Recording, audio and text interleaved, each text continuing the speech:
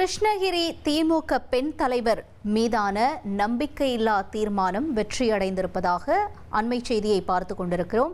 விவரங்களோடு செய்தியாளர் ஜெயசுராஜ் இணைந்திருக்கிறார். ஜெயசுராஜ், வணக்கம். இவர்கள் மீது வைக்கப்பட்டிருந்த இந்த குற்றச்சாட்டுகள் என்னவாக இருக்கிறது?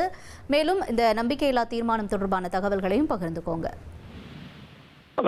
கிருஷ்ணகிரி நகராட்சியில திமுக நகராட்சி பெண் தலைவருக்கு எதிராக இன்று கொண்டு வரப்பட்ட நம்பிக்கையில்லா தீர்மானத்தின் போது நடத்தப்பட்ட ரகசிய வாக்கெடுப்பு அவருக்கு எதிராக 27 வாக்குகள் பதிவு செய்யப்பட்டு அவர் பதவியை இழந்துள்ளார். இந்த கிருஷ்ணகிரி நகராட்சியை பொறுத்தவரையில 33 வார்டுகள்ல 33 கவுன்சிலர்கள் இருக்கிறாங்க. இதுல திமுக சேர்ந்த பரிதா நவாப் தலைவராக இருக்கிறார். இவருக்கு எதிராகத்தான் மோதல் போக்கு, அதாவது திமுக உறுப்பினர்களுக்கும் தலைவருக்கும் இடையே கடந்த சில மாதங்களாக நிலவி வந்த மோதல் போக்கு காரணமாக திமுக உறுப்பினர்களே அவருக்கு எதிராக நம்பிக்கையில்லா தீர்மானத்தை இன்றைக்கு கொண்டு வந்தனர். இதுல பாத்தீங்கன்னா இன்று நகராட்சியினுடைய ஆணையாளர் சதீஷ்குமார் என்பவரது தலைமையில முன்னிலையில நடைபெற்ற இந்த நம்பிக்கையில்லா தீர்மானத்தின் அடிப்படையில் நடத்தப்பட்ட வாக்கெடுப்புல 27 கவுன்சிலர்கள் கலந்துகிட்டாங்க.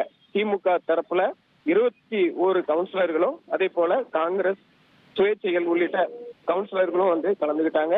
இதுல 2 மணி நேரமா இந்த வாக்கெடுப்பு, ரகசிய வாக்கெடுப்பு நடந்துச்சு. 11 மணிக்கு முதல் ஆரம்பித்த இந்த வாக்கெடுப்பு 1 மணி அளவுல முடிந்து அதனுடைய அறிவிப்பு வெளியானது. இதுல 27 பேரும் இந்த வாக்கெடுப்புல கலந்துகிட்ட 27 பேரும் இந்த தலைவர் பரிதா நவாப்புக்கு எதிராக வாக்கெடுத்து இந்த தீர்மானம் வெற்றி பெற்றுள்ளது. இதன் அடிப்படையில அவர் பதவியை இழந்துள்ளார்.